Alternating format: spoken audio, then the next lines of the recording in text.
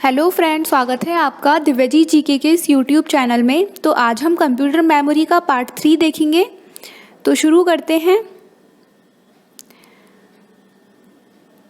तो ऑप्टिकल संग्रहण डिवाइस है, तो इनमें से आंसर है डीवीडी।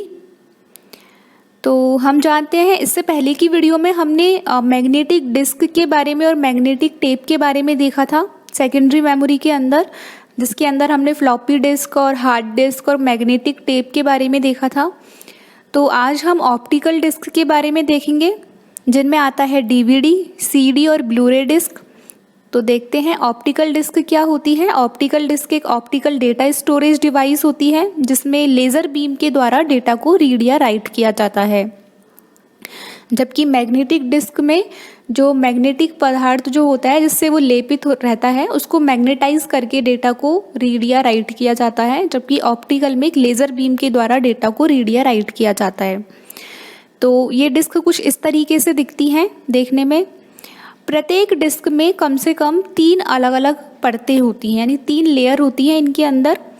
एक होती है प्लास्टिक की लेयर, एक होती है परावर्तक एल्यूमिनियम की लेयर यानी रिफ्लेक्टिव एल्यूमिनियम, और एक होती है सुरक्षात्मक पॉलीकार्बोनेट की लेयर। पॉलीकार्बोनेट यानी प्रोटेक्टिव पॉलीकार्बोनेट की एक लेयर होती है। और एक चौथी परत भी होती है किसी किसी डिस्क के अंदर, वो होती है लेबल की, यानी कि उसके अंदर किस टाइप का कंटेंट है इसको पहचानने के लिए सिर्फ एक लेबल लगा दिया जाता है। जैसे कि कोई फिल्म की डीवीडी है तो उसके लेवल पर उस फिल्म का नाम हो सकता है या उसके कुछ चरित्र हो सकते हैं उस फिल्म के। तो इस तरीके से लेबल होता है जो किसी किसी डिस्क पर होता है। तो मेनली इसमें 3 लेयर्स होती हैं। पहली होती है प्लास्टिक की लेयर, उसके बाद होती है रिफ्लेक्टिव एल्यूमिनियम की लेयर, और फिर उसके बाद होती है प्रोटेक्टिव पॉलीकार्बोनेट की लेयर, जो हम चित्र में देख सकते हैं टॉप टू बॉटम। तो ऑप्टिकल डिस्क में डेटा को रीड या राइट करने के लिए एक ड्राइव का उपयोग किया जाता है, जिसको बोलते हैं ऑप्टिकल डिस्क ड्राइव, जो कि कुछ इस तरीके से दिखती है। हमारी लैपटॉप के अंदर इस तरीके से होती है। इसको एक्सटर्नली भी हम लैपटॉप से कनेक्ट कर सकते हैं। तो इस तरीके से ड्राइव आती है जिसके अंदर इसको इंसर्ट किया जाता है, और फिर इसकी हेल्प, ड्राइव की हेल्प से ही इसके अंदर डेटा को रीड या राइट किया जा सकता है। इसको हम ऑप्टिकल डिस्क ड्राइव क्यों कहते हैं? क्योंकि ऑप्टिकल डिस्क ड्राइव इसलिए बोला जाता है क्योंकि इसमें एक लेंस लगा होता है। यदि आपने कभी किसी को अपने चेहरे पर चश्मा पहने देखा है तो संभावना है कि उन्हें ऑप्टिशियन या इससे ख़रीदा होता है, यानी उसको हम ऑप्टिशियन बोलते हैं। तो ऑप्टिकल ड्राइव में भी एक ऑप्टिकल लेंस लगा होता है और एक लेज़र बीम इस ऑप्टिकल लेंस से गुजरती है और वो पता लगाती है कि किस तरीके से डेटा को रीड या राइट करना है। तो एक तरीके से स्मॉल सा ब्लू सर्कल हम देख सकते हैं, ये होता है हमारे ऑप्टिकल ड्राइव के अंदर, डिस्क ड्राइव के अंदर ये होता है, लेंस लगा हुआ रहता है। अब देखते हैं ऑप्टिकल डिस्क ड्राइव कैसे काम करती है। तो हम जानते हैं ऑप्टिकल डिस्क में 3 लेयर्स होती हैं मेनली, और किसी भी ऑप्टिकल स्टोरेज से, ऑप्टिकल डिस्क से किसी भी डेटा को पढ़ने से पहले किसी को एक उस पर लिखना पड़ता है डेटा को, यानी कि उसको राइट करना पड़ेगा। सबसे पहले उस डेटा को स्टोर करना पड़ेगा, जिसके अंदर हम स्टोर करते हैं उसको बोलते हैं ऑप्टिकल डिस्क। तो ऑप्टिकल डिस्क में जो पहली लेयर होती है पहचान लेबल, इसके नीचे प्लास्टिक की परत वो ही जगह होती है जहाँ पे वास्तव में बाइनरी कोड के रूप में उस डेटा को स्टोर किया जाता है। यानी कि ये जो सेकंड वाली लेयर है लेबल के नीचे प्लास्टिक की लेयर, इसके अंदर ही डेटा को स्टोर किया जाता है। जब डिस्क पहली बार बनाई जाती है तो एक लेज़र नैनो स्केल के पिट्स या बम्स को खोदता है, यानी कि एक लेज़र की सहायता से इस पे कुछ गड्ढे बनाए जाते हैं डेटा को स्टोर करने के लिए। यानी ऑप्टिकल डिस्क पर डेटा को पिट्स के रूप में स्टोर किया जाता है। पिट्स को बम्स भी कहते हैं, जो वास्तव में डिस्क की सतह पर बने बारीक छोटे छोटे गड्ढे होते हैं, और ये इतने छोटे होते हैं कि हमारे द्वारा इनको देखा भी नहीं जा सकता। तो इन गड्ढों के रूप में इस तरीके से इनको डेटा को ये रिप्रेजेंट करते हैं, यानी कि ये जो गड्ढे होते हैं ये हमारे डेटा को रिप्रेजेंट करते हैं। इनको इस तरीके से इनके ऊपर बनाया जाता है, इस तरीके से हम देख सकते हैं चित्र में। तो डिस्क की प्लास्टिक परत में बने, जो प्लास्टिक की परत है उसमें बने छोटे छोटे निशान बाइनरी कंप्यूटर कोड में मौजूद ज़ीरोज़ और 1 के अनुरूप होते हैं, यानी इनको 0 और 1 के अनुरूप माना जाता है इन गड्ढों को। तो इस तरीके से स्टोर की गई कंप्यूटर फाइलें फाइल के आकार के आधार पर कई अरब, बहुत सारे पिट्स और बम्स या उससे अधिक की हो सकती हैं। तो चूँकि प्लास्टिक में बने पिट्स या बम्स इतने छोटे होते हैं कि ऑप्टिकल डिस्क अभी भी बड़ी मात्रा में डेटा को रख सकते हैं, यानी ये जो पिट्स होते हैं डेटा को रिप्रेजेंट करते हैं बाइनरी कोड में 0 या 1 के अनुरूप होते हैं। जैसे कि ये जो पिट्स होता है गड्ढेनुमा भाग, ये 0 को रिप्रेजेंट करता है और इसका जो उभरा हुआ भाग रहता है वो 1 को रिप्रेजेंट करता है। तो इस तरीके से इसके अंदर डेटा को स्टोर किया जाता है। और ये पिट्स या बम्स ऑप्टिकल डिस्क के चारों ओर एक सर्पिल आकार के पैटर्न में होते हैं, यानी स्पाइरल ट्रैक में इनको बनाया जाता है, जहां डेटा एक निश्चित क्रम में ही रहता है। इस मेमोरी में डेटा को आंतरिक ट्रैक से बाह्यतम ट्रैक की ओर स्टोर किया जाता है, यानी कि सबसे पहले अंदर के ट्रैक में डेटा स्टोर होता है, फिर ये बाहर की ओर बढ़ता है। तो इन पैटर्नों को किसी अन्य डिस्क की नक्काशी के आधार पर प्लास्टिक की परत में भी दबाया जा सकता है या बड़े पैमाने पर इनके उत्पादन में प्रयास किया जा सकता है, जब एक मास्टर डिस्क को पहले टेम्पलेट के रूप में काम के लिए बनाया जाता है। इस तरीके से जानकारी संग्रहित करके उपयोगकर्ता किसी अन्य को खोले बिना सीधे उन फाइलों तक पहुंच सकते हैं जिनमें उनकी रुचि होती है, यानी कि डायरेक्टली उनको एक्सेस कर सकते हैं।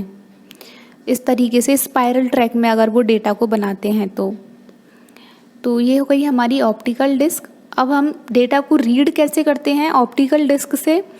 तो डिस्क को पढ़ने और वहाँ स्टोर्ड डेटा तक पहुँचने के लिए ड्राइव प्लास्टिक की परत में उकेरे गए पिट्स और लैंड पर प्रकाश डालने के लिए एक लेज़र का उपयोग करता है। यानी कि जब हम हमारी डिस्क को ऑप्टिकल डिस्क ड्राइव में इंसर्ट करते हैं तो उस ऑप्टिकल डिस्क ड्राइव से एक लेज़र प्रकाश लेज़र निकलती है जो कि इस डिस्क में बनाए गए पिट्स जो होते हैं, गड्ढेनुमा आकृति होती है जो प्लास्टिक की परत में बनाई गई होती है, इन पर प्रकाश डालने का काम करती है।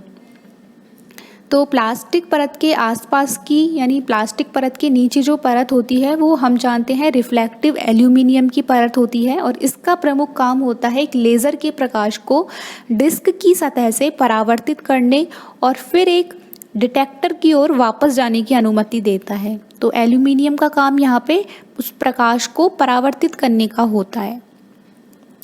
तो क्या होता है, सबसे पहले हम डिस्क को उसमें इंसर्ट करते हैं डिस्क ड्राइव में, फिर एक मोटर होती है, जैसे ही डिस्क को मोटर के द्वारा उसमें घुमाया जाता है, घूमती है, तो ड्राइव का जो फोटो सेल होता है, यानी कि वही जो लेंस होता है, वो यह व्याख्या करने में सक्षम होता है कि कैसे इस लेजर की रोशनी डिस्क की सतह से वापस परावर्तित हो जाती है और प्लास्टिक परत के भीतर पिट्स और लैंड के बीच के अंतर को समझती है। तो क्योंकि डिस्क सतह के पिट्स या बम्प और बिना कटे हुए हिस्से जो जिनको लैंड बोलते हैं, ये अलग अलग तरीके से प्रकाश को दर्शाते हैं, यानी कि जहाँ पे पिट्स बने हुए हैं डिस्क के अंदर, वहाँ से जब प्रकाश परावर्तित होता है तो वो अलग तरीके से डेटा को दर्शाता है, और जहाँ पे थोड़ा उभरा हुआ भाग है जिसको लैंड बोलते हैं डिस्क के अंदर, तो वहाँ से जो प्रकाश परावर्तित हो रहा है लेज़र का, वो अलग तरीके से डेटा को रिप्रेजेंट करता है। दोनों अलग अलग तरीके से उसको दर्शाते हैं। तो ये व्याख्या करने में सक्षम होता है वो लेंस जिसके द्वारा लेज़र गुजरता है। तो फिर लास्ट में प्लास्टिक परत में जो डेटा हमने स्टोर किया है इसको पढ़ा जाता है, इसकी व्याख्या की जाती है, और क्योंकि डिस्क जो है लेज़र बीम को दर्शाती है, दूसरी ओर डिटेक्टर आसानी से ज़ीरोज़ और 1 को अलग कर देता है। तो डिस्क की इस सतह पर जो फ्रीक्वेंसी वाली जो लेज़र बीम आती है उसके करने के दौरान, उसको डालने के दौरान लेज़र बीम को परावर्तित नहीं करते हैं, जिससे कि इसे 0 के रूप में रीड किया जाता है, और जहाँ से प्रकाश परावर्तित हो जाता है उसे 1 के रूप में रीड किया जाता है। तो इस प्रकार यह मेमोरी प्रकाश के परावर्तन सिद्धांत पर काम करती है, यानी कि जहाँ पे पिट्स बने हुए वहाँ पे वो स्कैटर हो जाती है प्रकाश की किरण, तो उसको फिर सेंसर पे, जब सेंसर की मदद से उसको 0 के अनुरूप समझा जाता है, और जहाँ से प्रकाश परावर्तित हो रही है यानी कि उसको वापस आ रही है परावर्तित होके और उसको फिर सेंसर पे भेजा जा रहा है, तो उसको फिर सेंसर 1 के रूप में रीड करता है। इस तरीके से 0 और 1 की व्याख्या की जाती है। तो फिर यहाँ से कंप्यूटर इस जानकारी को वापस बाइनरी कोड में ट्रांसलेट करता है ताकि डिस्क की संग्रहित फाइलों को खोला और पढ़ा जा सके।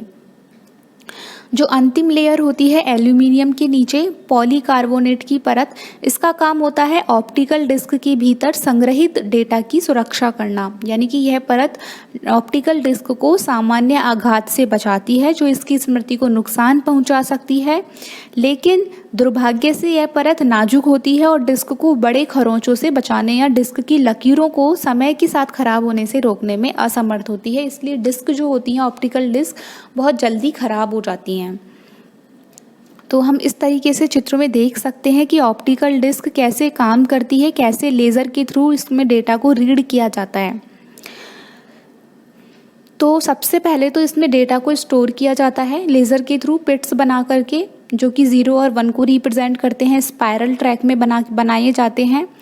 उसके बाद इसमें से रीड कैसे किया जाता है, तो स्टेप 1 में क्या होता है, लेज़र डायोड से लेज़र निकलती है ड्राइव के अंदर से, जो कि डिस्क की तरफ आती है और ये एक लेंस से गुजरती है। अगर डिस्क में ये पिट्स से टकराती है, डिस्क में जो पिट्स बने हुए हैं अगर वो उससे टकराती है तो ये स्कैटर हो जाती है। तो इससे क्या है कि कोई भी इसके बगल में एक लाइट सेंसिंग डायोड भी लगाया जाता है, तो अगर लाइट स्कैटर हो जाती है तो वो लाइट सेंसिंग डायोड पे नहीं पहुंच पाती है, तो फिर लाइट सेंसिंग डायोड उसको 0 रीड कर लेता है।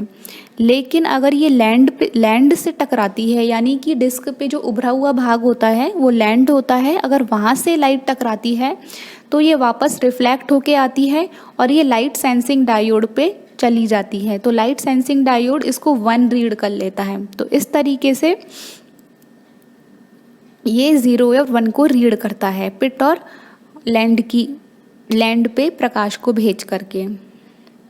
तो दुनिया का पहला ऑप्टिकल डिस्क 1960 में जेम्स टी रुशेल द्वारा बनाई गई थी, जो कि माइक्रोन बाइट डॉट्स के रूप में डेटा को स्टोर करती थी।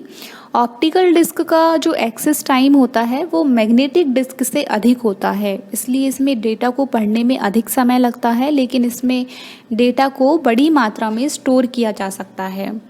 ऑप्टिकल डिस्क में ऑडियो, वीडियो, मल्टीमीडिया एप्लीकेशन और सॉफ्टवेयर प्रोग्राम को स्टोर करने के लिए प्रयोग किया जाता है। ऑप्टिकल डिस्क पर डेटा लिखने या पढ़ने के लिए लेज़र बीम का प्रयोग होता है, इसलिए इसको लेज़र डिस्क भी कहते हैं।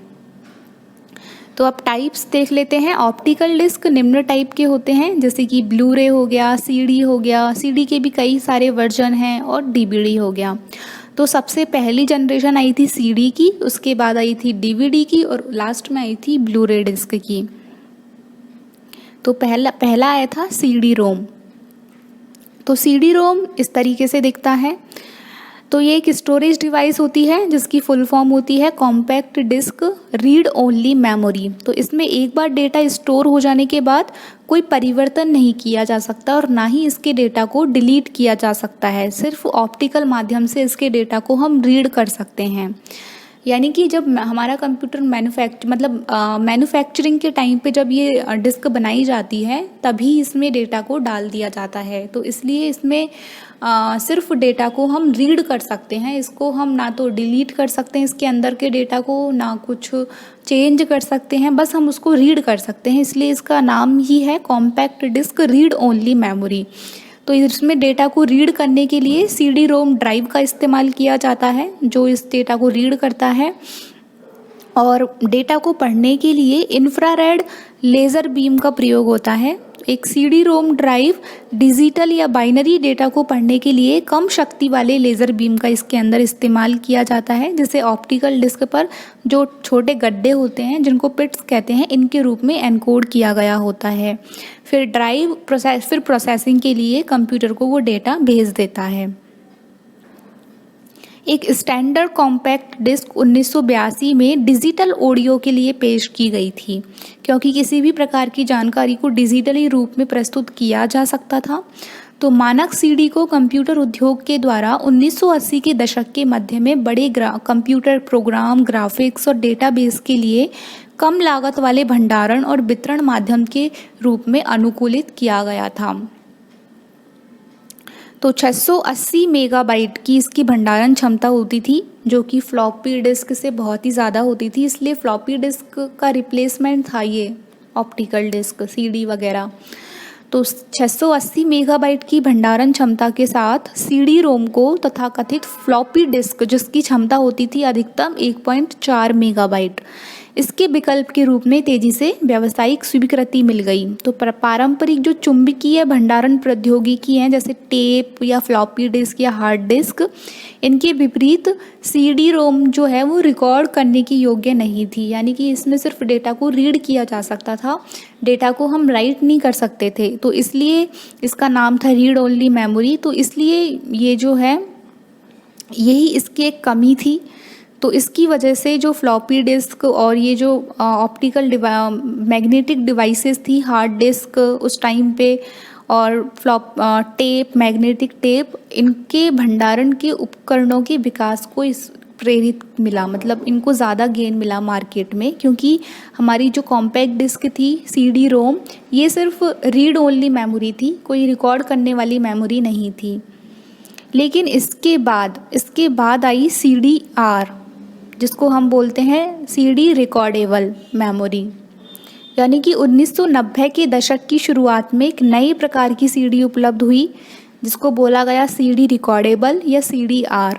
तो ये डिस्क नियमित सीडी से भिन्न होती है, जिसमें एक हल्की संवेदनशील परत होती है, जिसे एक सामान्य सीडी के पिट्स जो होते हैं, गड्ढे, इनके अनुरूप एक रासायनिक डार्क स्पॉट बनाने के लिए जलाया जा सकता है, यानी कि इसमें हम डेटा को राइट भी कर सकते थे और फिर उसको मौजूदा जो सीडी ड्राइव है या सीडी रोम प्लेयर है, इसके द्वारा रीड किया जा सकता था।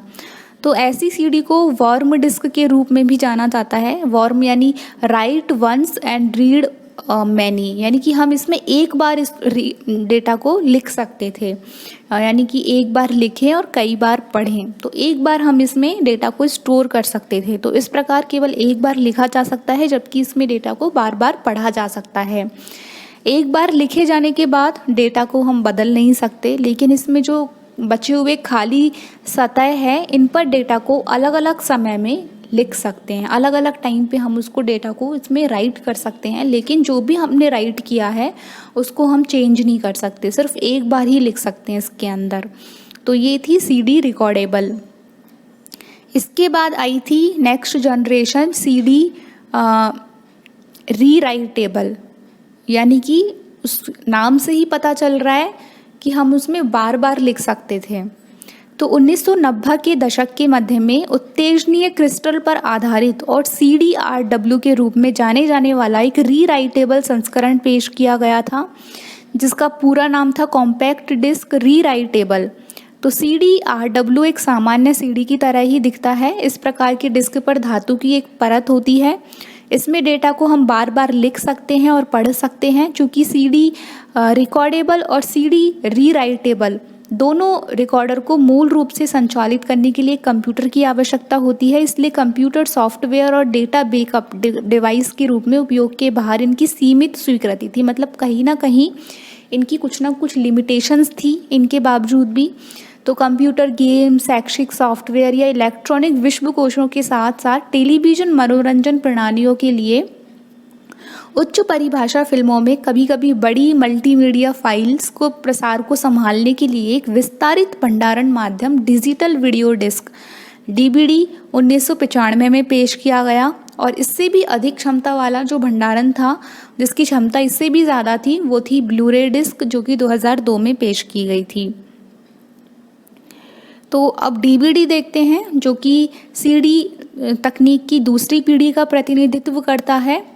और DVD को 1995 में पेश किया गया था, जो कि सामान्य CD की तरह ही दिखता था, CD की तरह ही दिखता है। वास्तव में ये जो है सोनी कॉरपोरेशन और फिलिप्स इलेक्ट्रॉनिक्स NV, ये दो कंपनी थी, इनके द्वारा 1982 में जब पहली ऑडियो CD जारी होने के तुरंत बाद उच्च गुणवत्ता वाले वीडियो को वहीं 120 मिलीमीटर यानी 4.75 इंच के डिस्क में स्टोर करने पे शोध चल रहा था। तो 1994 या 1995 में 2 प्रतिस्पर्धी प्रारूप पेश किए गए। सोनी और फिलिप्स की मल्टीमीडिया सीडी, जिसको मल्टीमीडिया सीडी नाम दिया, इन्होंने कुछ प्रारूप पेश किए उसके लिए, और तोशिबा कॉरपोरेशन और टाइम्स वार्नर इंक के नेतृत्व में एक समूह की सुपर डेंसिटी डिस्क पेश की गई। ये 2 प्रारूप पेश किए गए, मल्टीमीडिया सीडी और सुपर डेंसिटी डिस्क, इन दोनों कंपनीज के ग्रुप के द्वारा। तो फिर 1995 के अंत तक ये जो दोनों समूह हैं, प्रतिस्पर्धी समूह, इन्होंने एक सामान्य या कॉमन प्रारूप पर एक अपनी सहमति व्यक्त की, जिसको उन्होंने नाम दिया डीवीडी। तो इसके अंदर इन दोनों ही, यानी मल्टीमीडिया सीडी और सुपर डेंसिटी डिस्क, इन दोनों के ही मतलब गुण थे, इन दोनों के संयुक्त गुण थे। और फिर 1996 में जापान में पहली डीवीडी प्लेयर की बिक्री शुरू हो गई। तो इस तरीके से डीवीडी का आविष्कार किया गया। ये एक सामान्य सीडी की तरह ही दिखता है। इसकी फुल फॉर्म होती है डिजिटल वीडियो डिस्क या डिजिटल वर्सेटाइल डिस्क भी बोलते हैं। तो इसका जो सबसे प्रमुख व्यावसायिक अनुप्रयोग था वो रिकॉर्डेड मोशन पिक्चर्स और टेलीविज़न कार्यक्रमों को चलाने के लिए था, इसलिए इसको नाम दिया गया डिजिटल वीडियो डिस्क। हालांकि केवल पढ़ने योग्य, रिकॉर्ड करने योग्य और यहाँ तक कि मिटाने योग्य और फिर से लिखने योग्य संस्करणों का उपयोग व्यक्तिगत कंप्यूटरों पर बड़ी मात्रा में लगभग किसी भी प्रकार का डेटा स्टोर करने के लिए किया जा सकता था इनके अंदर, इसलिए इसका नाम दिया गया डिजिटल वर्सेटाइल डिस्क। यानी वर्सेटाइल यानी कि हर काम करने वाला, बहुमुखी, यानी कि इसमें हम डेटा को रीड भी कर सकते हैं, डेटा को राइट भी कर सकते हैं, इरेज भी कर सकते हैं, चेंज भी कर सकते हैं, फिर से राइट भी कर सकते हैं, इसलिए इसको डिजिटल वर्सेटाइल डिस्क भी बोला जाता है और इसको डिजिटल वीडियो डिस्क भी बोला जाता है। तो इसमें डेटा को रीड या राइट करने के लिए एक ड्राइव का इस्तेमाल किया जाता है, जिसको हम डीवीडी ड्राइव कहते हैं। तो हमने अभी थोड़ी देर पहले पढ़ा कि सीडी के लिए भी एक सीडी ड्राइव होती है। तो सीडी ड्राइव जो होती है वो केवल सीडी को ही रीड या राइट कर सकती है, लेकिन जो डीवीडी ड्राइव होती है वो डीवीडी और सीडी दोनों को रीड या राइट कर सकती है। यानी कि सीडी ड्राइव की तरह एक DVD drive digital binary data को रीड या राइट करने के लिए एक लेज़र का उपयोग करती है, जिसे डिस्क के केंद्र और उसके बाहरी किनारों के बीच एक सर्पिलाकार ट्रैक का पता लगाने वाले छोटे गड्ढों के रूप में डिस्क पर एनकोड किया गया होता है। तो हालांकि क्योंकि जो डीवीडी होती है, डीवीडी का जो अंदर लेज़र होता है वो सीडी लेज़र की लाल रोशनी की तुलना में कम तरंग दैर्घ्य वाला होता है, कम तरंग दैर्घ्य पर लाल रोशनी का उत्सर्जन करता है। जैसे कि सीडी के लिए 780 नैनोमीटर की होती है, जबकि डीवीडी के लिए जो तरंग दैर्घ्य होती है यानी कि वेवलेंथ जो होती है वो होती है 635 या 650 नैनोमीटर की। तो इसकी वजह से डीवीडी में जो अधिक संकीर्ण दूरी, यानी बहुत छोटे छोटे स्पेस में ही गड्ढों को निर्माण किया जा सकता है, यानी डेटा को स्टोर करने के लिए बहुत कम स्पेस में बहुत सारी पिट्स बनाए जा सकते हैं। इससे कि क्या होता है कि इसकी जो स्टोरेज है वो बहुत ज़्यादा हो जाती है सीडी की तुलना में। तो इसलिए इसकी जो स्टोरेज कैपेसिटी होती है वो सीडी की तुलना में अधिक होती है। क्यों होती है? क्योंकि इसमें जो लेज़र लाइट यूज में ली जाती है डेटा को स्टोर करने के लिए, वो बहुत सीडी की तुलना में कम तरंग दैर्घ्य वाली होती है। इसके अलावा डीवीडी एकल और 2 तरफा संस्करणों में उपलब्ध होती है, यानी कि प्रतिपक्ष सूचना की 1 या 2 परतें होती हैं। एक double sided double layer CD में 16 GB से अधिक डेटा स्टोर हो सकता है और सीडी रोम की क्षमता का जो कि 10 गुना से भी अधिक है, लेकिन एक single sided single layer DVD में 4 GB से अधिक हो सकता है डेटा स्टोर। तो हम जैसे कि चित्र में देख सकते हैं, सिंगल साइडेड और सिंगल लेयर के अंदर 4.7 GB का डेटा स्टोर हो सकता है डीवीडी के अंदर। सिंगल साइडेड डबल लेयर के अंदर 8.5 GB का हो सकता है। डबल साइडेड सिंगल लेयर के अंदर 9.4 GB का हो सकता है और डबल साइडेड डबल लेयर के अंदर 17 GB का डेटा इसमें स्टोर हो सकता है। और हमने अभी पढ़ा था कि ऑप्टिकल डिस्क में जो डेटा स्टोर होता है वो एक प्लास्टिक की परत के अंदर होता है। तो ये उन्हीं की लेयर्स हैं कि सिंगल साइडेड सिंगल लेयर, यानी एक ही प्लास्टिक की परत होगी एक ही साइड पे।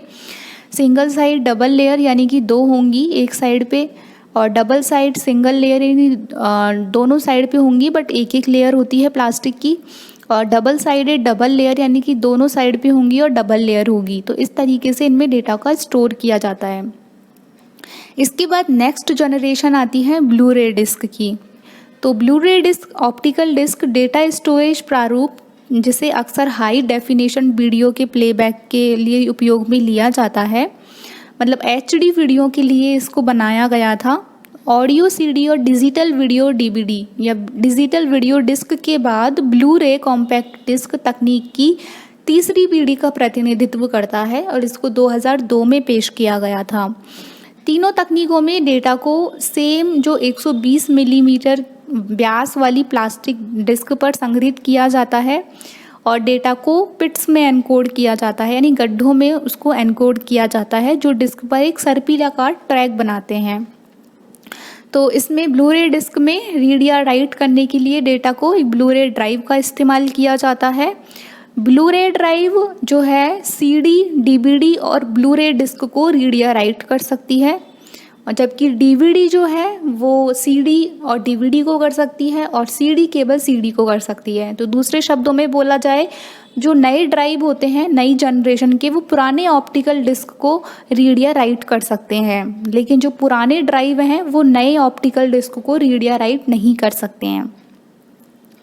तो ब्लू रे ड्राइव डिजिटल डेटा यानी बाइनरी डेटा को रीड या राइट करने के लिए एक ब्लू बॉयलेट लेज़र का उपयोग करता है, इसमें डेटा को स्टोर करने के लिए।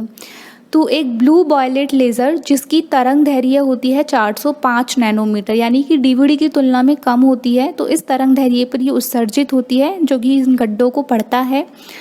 चूँकि ब्लू रे में उपयोग किया जाने वाला लेज़र DVD में उपयोग किए जाने वाले लेज़र की तरंग दैर्घ्य की तुलना में कम तरंग दैर्घ्य का होता है, इसलिए इसके अंदर सर्पिलाकार ट्रैक पर अधिक गड्ढे बनाए जा सकते हैं, अधिक पिट्स बनाए जा सकते हैं। तो इसलिए हम कह सकते हैं कि ब्लू रे डिस्क DVD की तुलना में अधिक जानकारी स्टोर करती है, यानी कि इसकी स्टोरेज कैपेसिटी DVD की तुलना में बहुत ज़्यादा होती है। तो इस तरीके से हम चित्र में देख सकते हैं कि इसकी तरंग दैर्घ्य, वेवलेंथ, इन तीनों में किस तरीके से कंपैरिजन किया हुआ है। सबसे कम वेवलेंथ होती है ब्लू रे डिस्क की, और इसमें इसकी वजह से इसके अंदर बहुत सारे कम जगह में बहुत सारे पिट्स बनाए जा सकते हैं, इसलिए इसकी स्टोरेज कैपेसिटी भी बहुत ज़्यादा होती है इन सब में। तो एक सिंगल लेयर, इसके अंदर भी लेयर में डबल और सिंगल हो सकते हैं। तो एक सिंगल लेयर ब्लू रे में 25 गीगाबाइट और एक डबल लेयर ब्लू रे यानी 2 परतों वाला, उसमें 50 GB तक डेटा को स्टोर किया जा सकता है। तो इसके विपरीत एक हमने पढ़ा भी, सिंगल लेयर DVD में केवल 4.7 GB आता है, इसलिए हम बोल सकते हैं कि ये DVD की तुलना में बहुत ज़्यादा डेटा स्टोर करती है। अब इसके नाम की बात करें तो हमने अक्सर देखा होगा कि ब्लू रे डिस्क जो होता है इसमें सिर्फ ब्लू की जो स्पेलिंग है वो सिर्फ BLU लिखा जाता है, इसमें E को नहीं इसमें लिखा जाता। तो इसमें जो ब्लू लिखा जाता है इसका उपयोग लेज़र के रंग के लिए डिनोट करता है, यानी ब्लू से करता है, और ऑप्टिकल रे जो है वो ऑप्टिकल किरण के लिए इसका उपयोग किया गया है। तो निर्माताओं के अनुसार ये बोला जाता है कि ब्लू में E को छोड़ दिया जाता है क्योंकि एक रोज़मर्रा के शब्द का इसमें ट्रेडमार्क नहीं हो सकता, इसलिए इसमें सिर्फ E को हटा दिया गया था। बाकी इसका मतलब वही ब्लू होता है, कलर वाले ब्लू से। CD में किस तकनीक का इस्तेमाल होता है?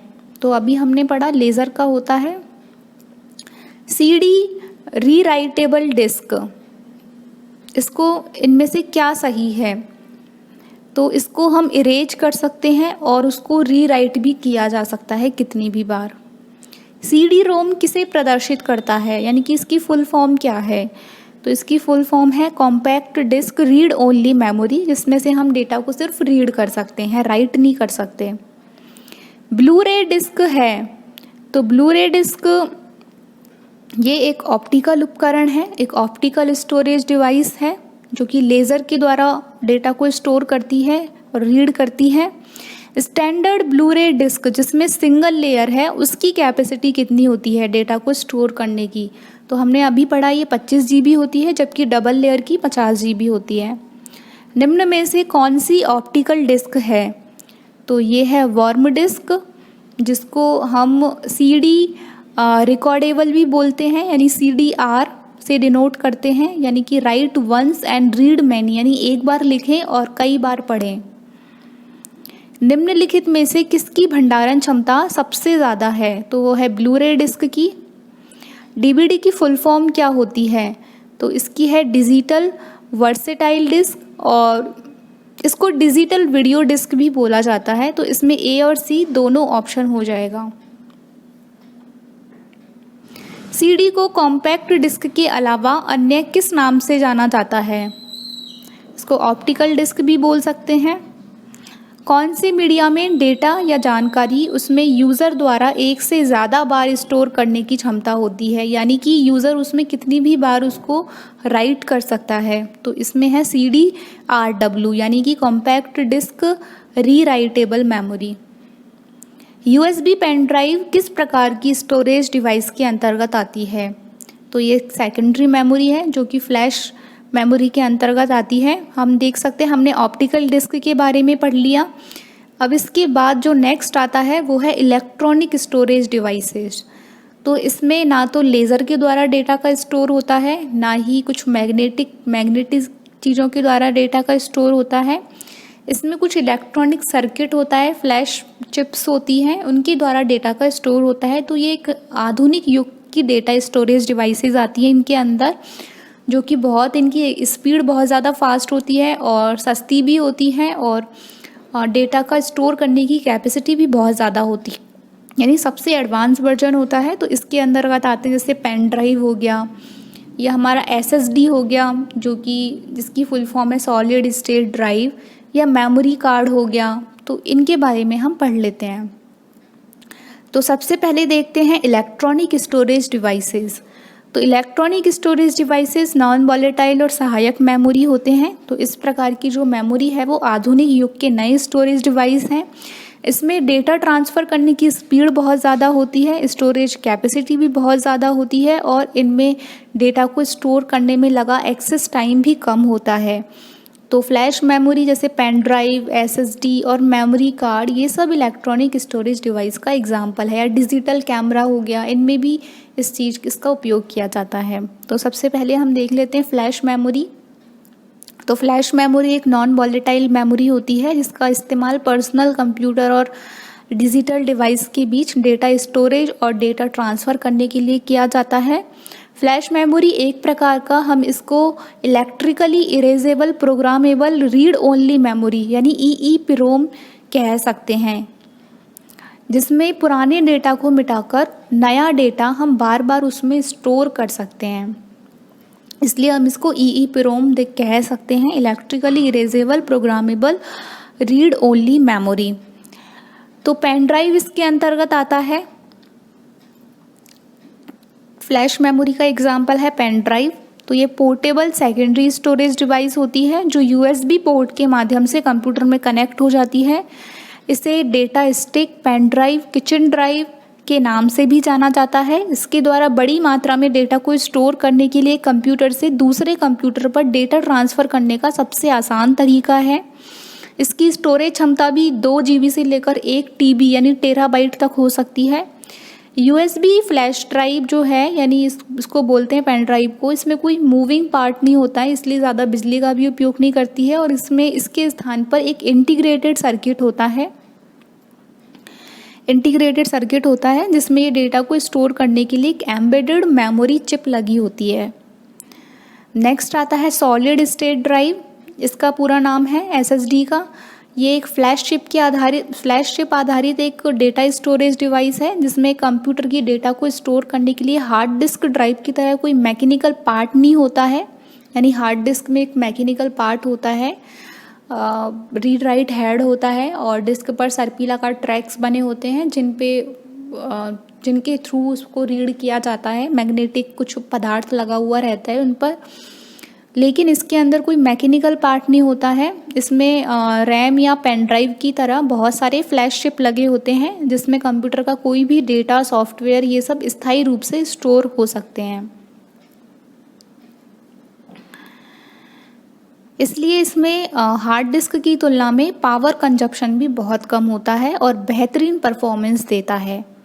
लेकिन ये हार्ड डिस्क की तुलना में महंगा होता है, यानी कि हार्ड डिस्क का भी एडवांस वर्जन है।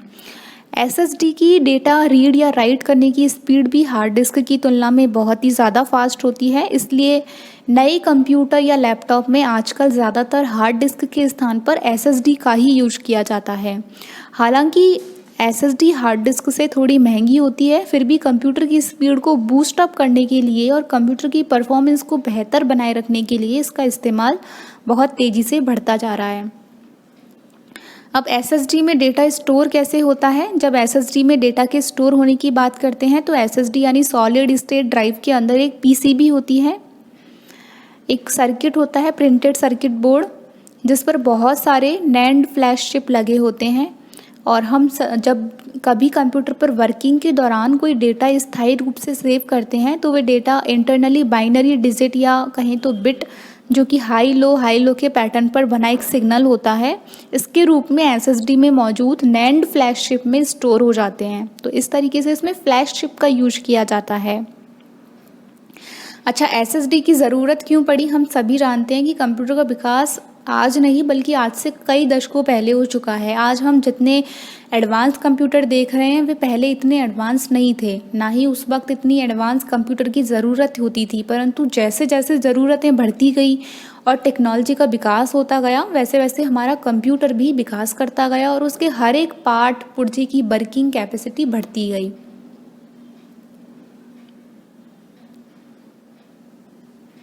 वैसे सामान्य तौर पर आज से 2 दशक पहले देखें तो हमारा कंप्यूटर एक अच्छे लेवल पर पहुंच चुका था और मल्टीटास्किंग करने में सक्षम हो चुका था। साथ ही सेकेंडरी स्टोरेज के रूप में मेनली हार्ड डिस्क ड्राइव का उपयोग किया जाने लगा था। परंतु इसके बाद जितनी तेज़ी से कंप्यूटर के प्रोसेसर, रैम, मदरबोर्ड इन सब में विकास होता गया, उतनी ही तेज़ी से हार्ड डिस्क ड्राइव में भी विकास नहीं हो पाया। हालांकि इसमें भी विकास हुआ, परंतु तुलनात्मक रूप से और सभी पार्ट जैसे कि प्रोसेसर, रैम, इन सब की स्पीड को देखें तो हर वक्त इसकी उपेक्षा सेकेंडरी स्टोरेज डिवाइस जो होती थी वो धीमी पड़ जाती थी, जिससे हमेशा केवल एक पार्ट के चलते पूरी कंप्यूटर की स्पीड धीमी हो जा रही थी। यहाँ तक कि आज भी यदि किसी कंप्यूटर में i9 का प्रोसेसर लगा हो और सेकेंडरी स्टोरेज के लिए हार्ड डिस्क लगा हो तो उस कंप्यूटर में भी हमें उतनी स्पीड नहीं मिल पाती है जितनी एसएसडी वाले कंप्यूटर में मिल पाती है, यानी सॉलिड स्टेट ड्राइव वाले कंप्यूटर में मिल पाती है। वास्तव में हार्ड डिस्क ड्राइव की वर्किंग कॉन्सेप्ट ही कुछ ऐसी होती है कि उससे उतनी स्पीड प्राप्त नहीं की जा सकती जितनी कि किसी फ्लैश चिप आधारित स्टोरेज डिवाइस से हमको मिल सकती है। तो इन्हीं समस्या और ज़रूरतों को देखते हुए फ्लैश चिप आधारित एक ऐसे स्टोरेज सॉल्यूशन का विकास किया गया जिसकी स्पीड हार्ड डिस्क ड्राइव से कई गुना ज़्यादा है और इसका नाम रखा गया एसएसडी। तो इसके आने से कंप्यूटर की बॉटलनेक, यानी जो कंप्यूटर में स्पीड का जो प्रॉब्लम होता था वो कम हुई और स्पीड जो है वो बूस्ट अप हो गई। तो आज के टाइम पे एसएसडी का काफ़ी यूज किया जाता है, आधुनिक युग की स्टोरेज डिवाइस है। इसके बाद आता है मेमोरी कार्ड या चिप जिसको बोलते हैं। मेमोरी कार्ड भी एक प्रकार का स्टोरेज मीडिया होता है जिसे आमतौर पर फ़ोटोज़ या वीडियोज़ डेटा को स्टोर करने के लिए इस्तेमाल किया जाता है। यह मेमोरी कार्ड काफ़ी पतले और छोटे आकार में होते हैं। मेमोरी कार्ड का इस्तेमाल कंप्यूटर के अलावा अन्य इलेक्ट्रॉनिक डिवाइसेस जैसे कि मोबाइल फ़ोन या स्मार्टफोन इनके लिए बेसिकली होता है। ये भी फ्लैश चिप के आधारित होता है और डिजिटल कैमरा इनमें इनका यूज किया जाता है और डिजिटल कैमकॉर्डर इन सब में इनका यूज किया जाता है। तो बस ये थी आज की वीडियो। अगर आपको ये वीडियो अच्छी लगी हो तो प्लीज़ लाइक करना, शेयर करना और चैनल को सब्सक्राइब करना।